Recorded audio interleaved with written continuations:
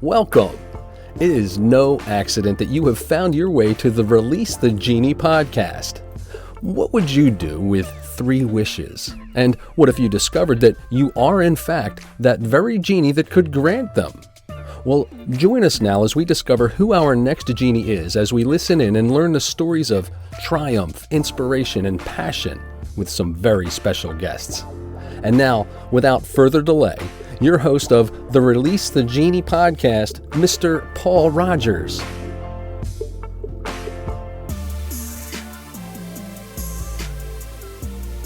So good morning, good afternoon, good evening, wherever you're tuning in from.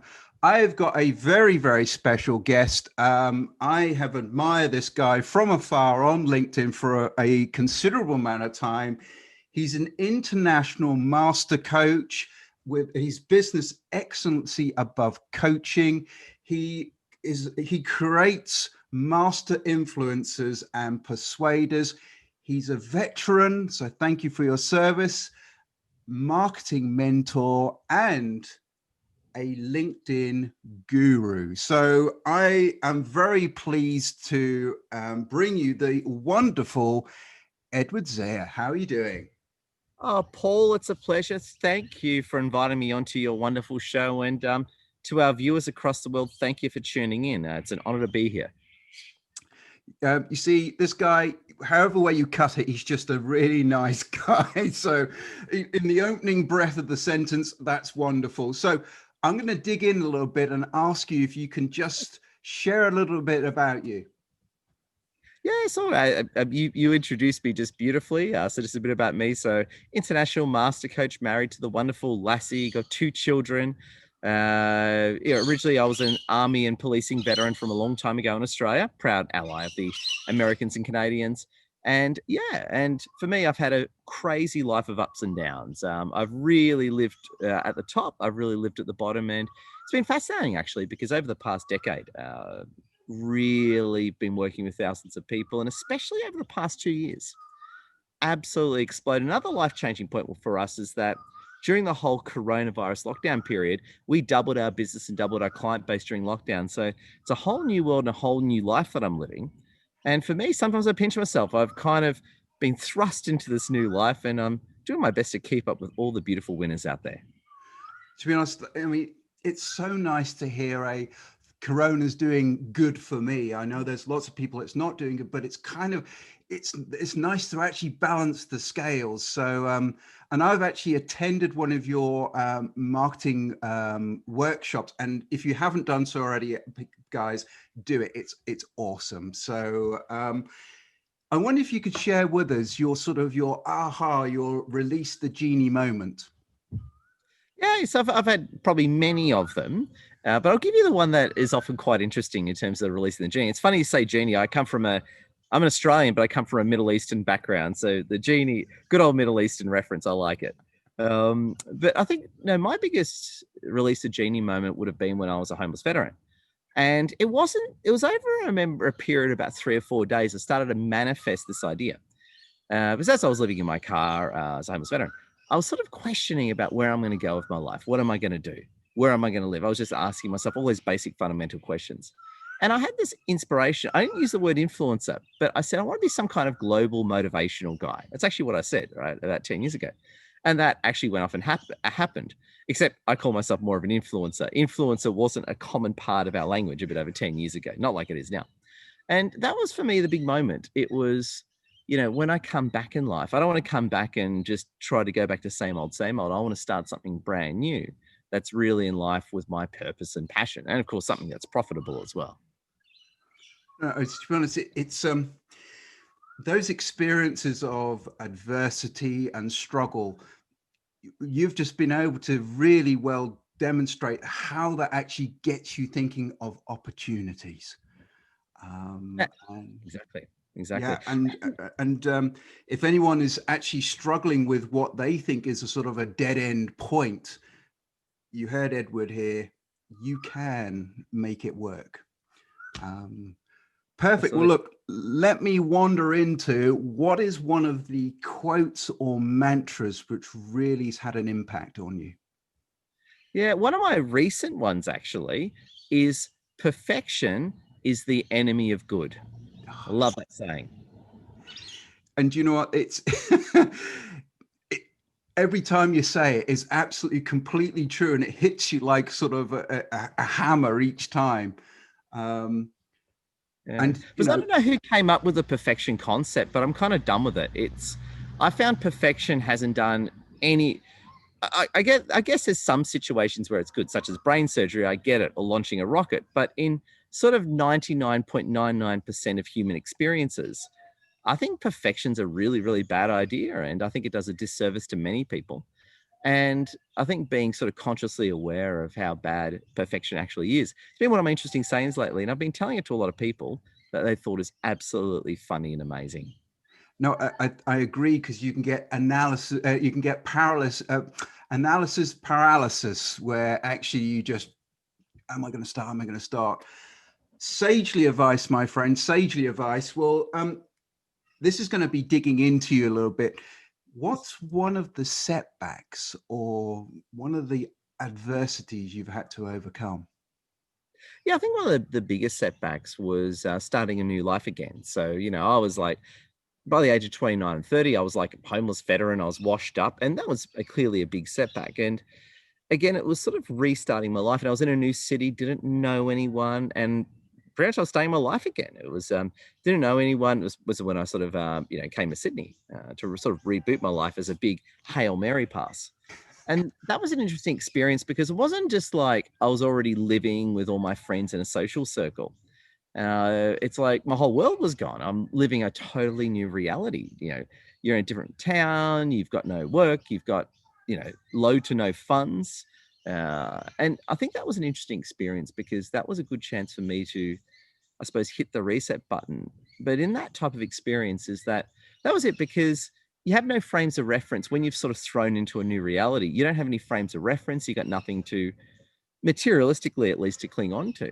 And I think it's that interesting experience that sent me on a more of a spiritual journey. So I'm a Christian, love Jesus and all that. So it really set me more in that direction, which has been, pardon the pun, an absolute godsend. Beautifully done. I'm going to just pull on that sort of that vine a little bit more. Do you think that this is the sort of thing that a lot of people are going through at that moment, where they're with the coronavirus? It's October 2020, and a lot of us are heading back into a second lockdown.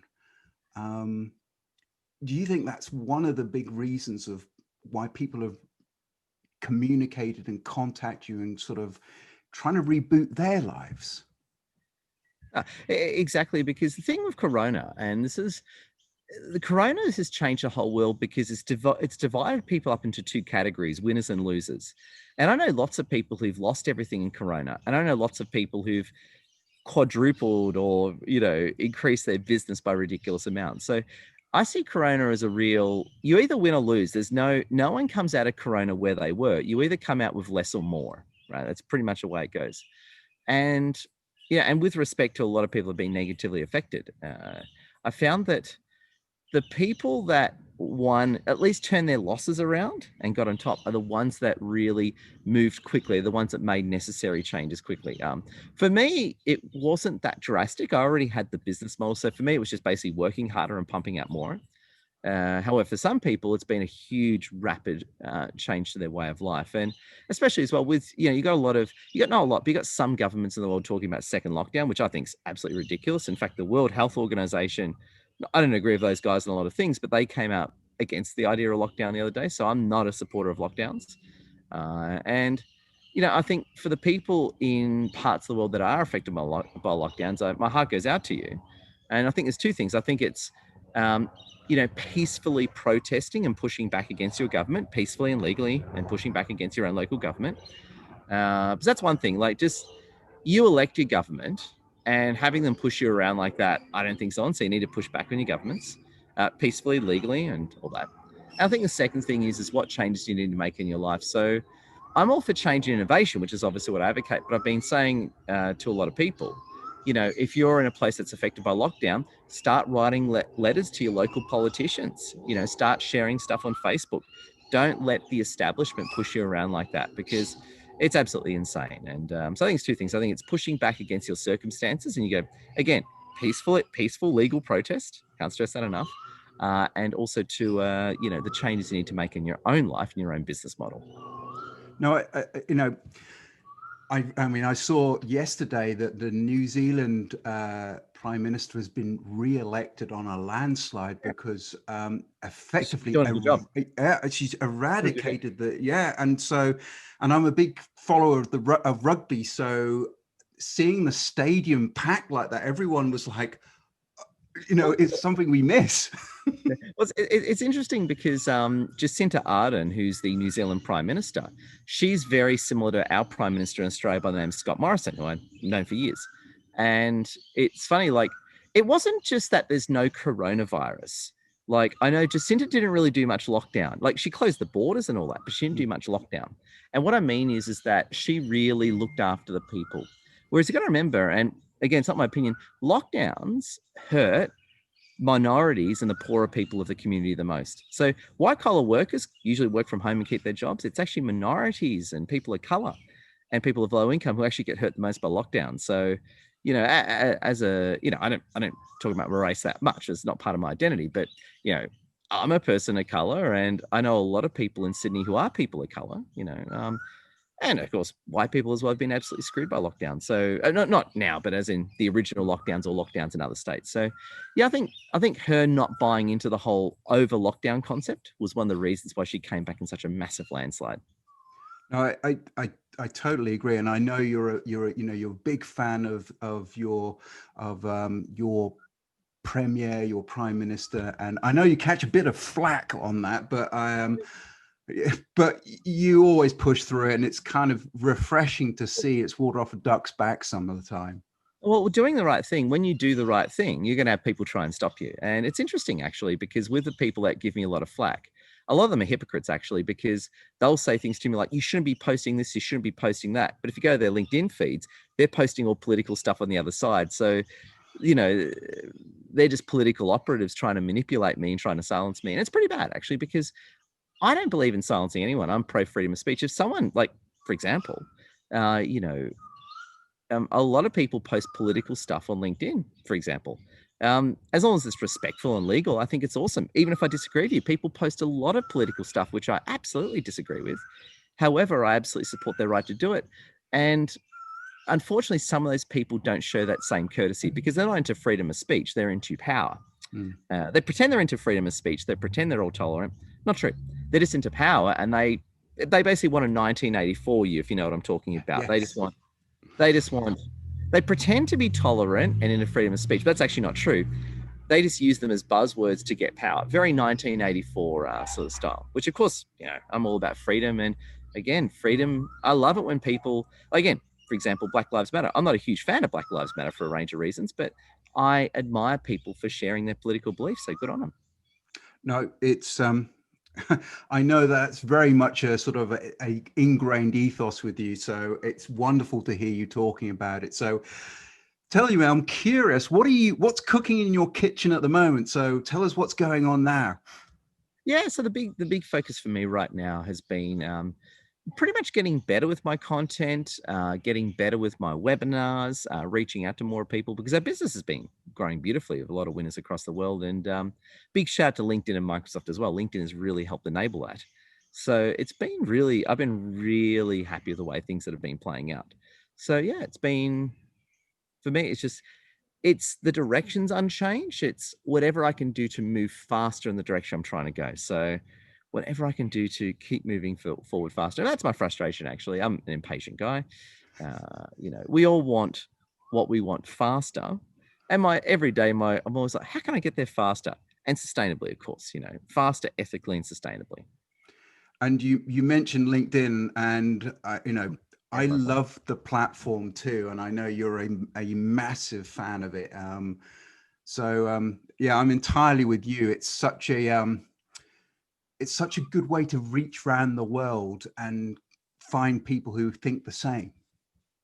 Yeah, or even for that matter, think differently, but think differently in complement to you, not sort of competition to you, so to speak. So I think it's a great platform full of great people, and it's like how we met. And ultimately, I used to spend a lot of time on Facebook, and I moved on from Facebook in a serious sense. I moved on from Facebook at the start of 2019, and I achieved more on LinkedIn in 6 months than I did in Facebook in a decade. Like, it was insane. And to me, the proof of the pudding was right there. So, yeah, for me, it's just keep doing. And my advice to anyone watching this interview as well, my big advice to everyone is, if you really want to take over LinkedIn, share lots of cool content, support lots of people. The more you do that, it's the faster you're going to take off. Awesome. Great advice again. And this is really cool because I now move to the second part of my program where I get to ask my Genie, who has already said he has Middle Eastern influences. So this guy is going to be a natural when it comes to genieing. So are you ready, my friend? Shoot, please go for it. Okay, here we go. Wish number 1. What was the best advice you have ever received? Oh, I think the best advice was to get out of town and go start a new life. Clean slate. And pop stars do it all the time. Just think how many times Madonna has gone away and reinvented herself. So you got to reboot. You got to know when you got to shed the old skin. You got to know when you got to hit that reboot button. And the earlier you hit the reboot button, is the better off you're going to be. Yeah, no, that great advice. Okay. Wish number 2. Dora, they're going to be attracted. This is just proving it's live. I love it. And so wish number 2, what advice would you give your younger self? Oh yeah, I actually did a blog on this the other day. The big advice to my younger self would be take no BS and don't worry about what other people think about you. People are going to hate you and get used to it. Do you know? And again, that's it's kind of a prison which other people put you in when you worry about what they think. So yeah, no. And it's all part of control and manipulation. People want to manipulate you into caring about what they think so they can control your behavior. It's all part of manipulation. And when you start red pilling yourself and become aware of it, you push back on it. So for example, like you with my political stuff, I've had a lot of people try and silence my political posts, and they would use aggression on me. And they realized after a while that aggression only galvanizes me. Then they tried to manipulate me, and try to be my pal and manipulate me. So you gotta be careful. You gotta be careful that you're not doing things to please other people per se. Because I've been guilty of that in a lot of my life. I've been too much of a people pleaser, and I think undoing that negative thinking would be something I'd love to tell my younger self. Great advice. Being able to escape and be free is most people's dream. So wonderful. Thank you for that. And I'm going to move on to my third wish. However, I've got fantastic value so far. And this one is, could you share with us one personal habit which attributes to your success? Yeah, I think what it is my nature of consistency. So I'm quite a consistent character. I like a bit of structure and routine. So I like excitement too. But what I mean is that I like knowing what I'm going to do the next day. So always a day before I'm planning what I'm going to do the next day. So to me, I would say that structure and consistency has been very, very good. And that's really helped me, especially take off during the lockdown period. Yeah. And when other people's routine goes out the window, it's kind of like when everyone loses their head, you keep yours. Exactly. You got to stay cool, especially when you're in a position such as mine. You have to keep cool both internally and externally.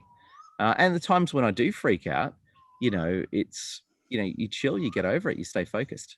And you got a problem. How do we approach it? How do we overcome it? What can we do differently? That type of critical thinking, not the whole woe was me pity party thinking.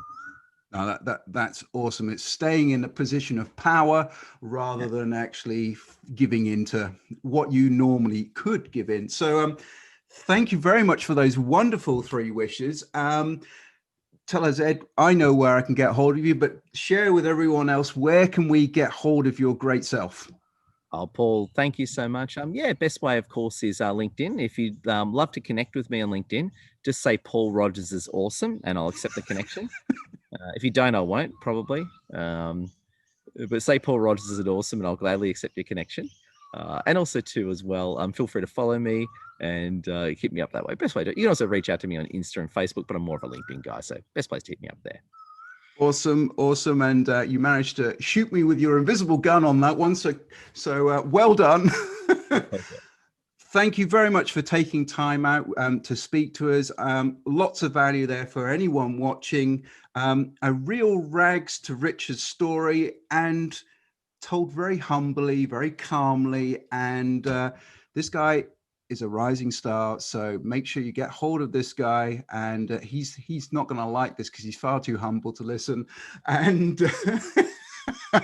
so thank you very much, Edward, and we will see everyone on the next time. So in the meantime, guys, go out there and release your genie. Thank you very much, Edward. Hey, thanks everyone. Bye. Well, that's a wrap. You have been listening to yet another episode of the Release the Genie podcast with host Paul Rogers. Be sure to follow Paul on the LinkedIn platform and learn more of Paul's resources at www.takeactionacademy.ca. And until next time, as always, be mindful and be sure to release your genie. Thanks for listening.